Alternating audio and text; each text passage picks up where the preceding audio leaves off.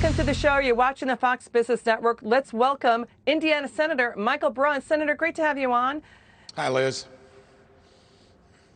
Hey, Senator, you had a lunch meeting today with the president. Can you fill us in on what you guys talked about? I would say that the general tone of the discussion was broad-ranging, but on the topic we're going to talk about, I think that the president is sensing that maybe his moment of vindication is coming. There was an exchange between him and Lindsey Graham, and the president, I think, after all that he's been through, where he's been harassed from the moment he was elected, through the Mueller report that fell flat, through impeachment, that we need to get to the bottom of what was going on. And from what you just mentioned, in terms of the number of individuals, letters, potential subpoenas, this looks like it's the real thing. And he threw the gauntlet down at lunch that, stick together on the topic. Democrats always do when they come at you.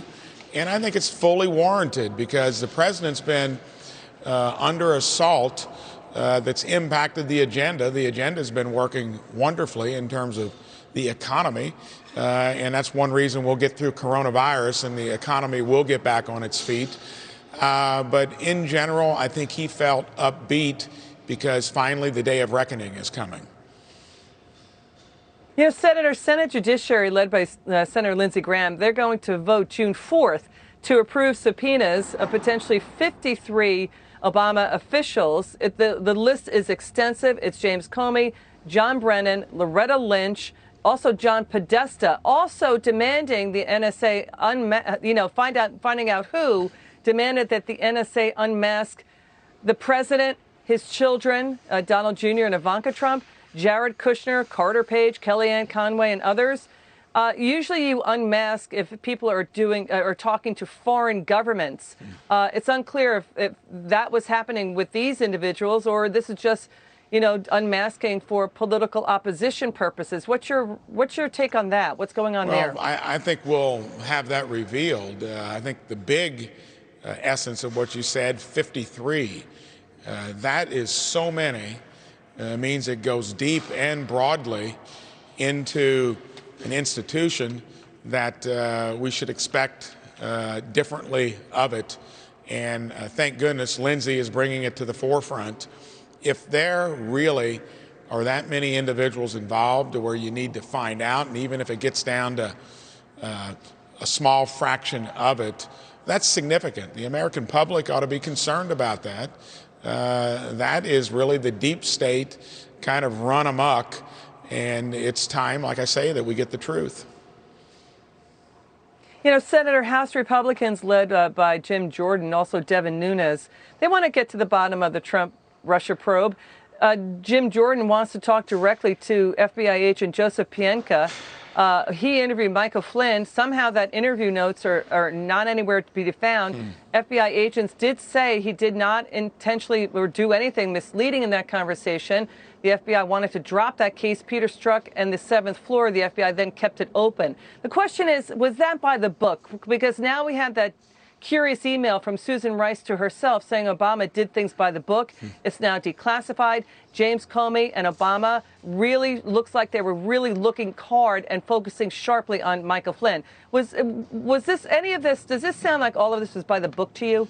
Sounds like a rogue mission to me. And I think when you put the 2 and 2 together as we watched it all unfold, if you recall, it was immediately kind of dismissed as conspiracy theory.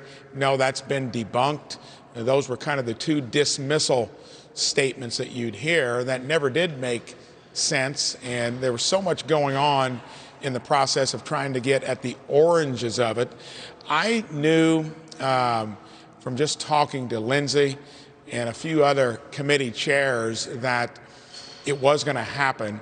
I think the fact that it's taken this long, maybe that means they're just marshaling the case to make it effective. Because my discussion with Lindsey would have been probably back in December or January.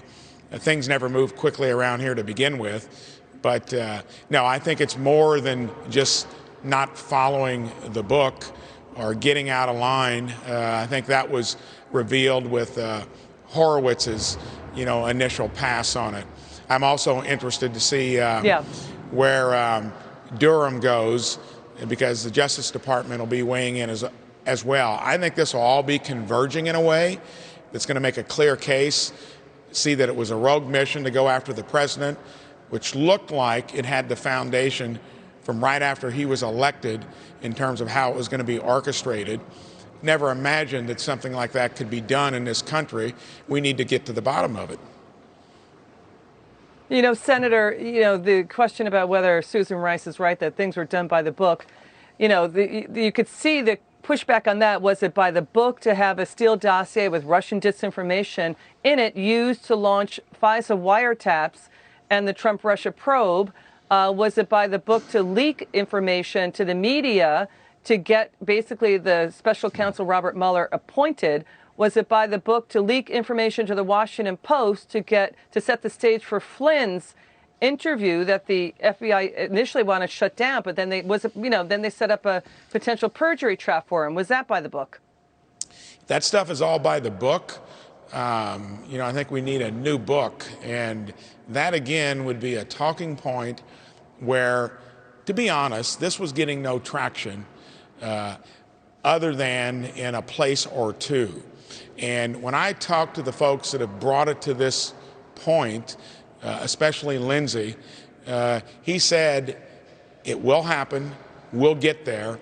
I didn't think it would end up being early June, but I think when you've got to pry as hard as he's going to apparently have to pry and the preparation to do it, it doesn't surprise me. And I think better now than having it just pass, because that would have been a travesty. Yeah, but how do you hold people accountable?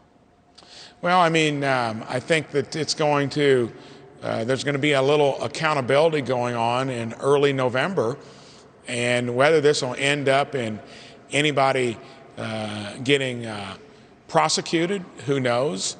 I think if the story is told well, it'll make a big difference at the ballot box. And I think for President Trump, that'll be the real vindication, because he never should have had headwinds like this working against him when there's been so much definable that he's put into motion in terms of changing this place with all the business as usual that was part of the everyday way things work here before he came onto the scene.